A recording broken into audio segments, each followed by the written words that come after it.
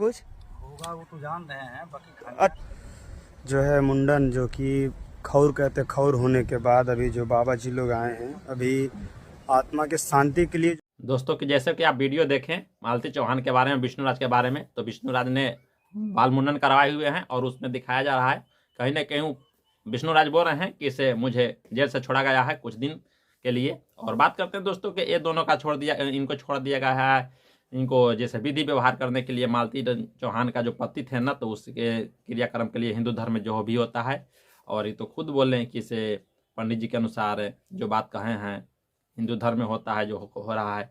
अब बात करते हैं दोस्तों कि इसमें केस में दो लोग का नाम है, ऐसे 3 लोग का नाम है। पहला में मिस्टर विष्णुराज और दूसरा में मालती चौहान जो मर्डर हुआ है, तीसरा में जो जिनका नाम है अर्जुन।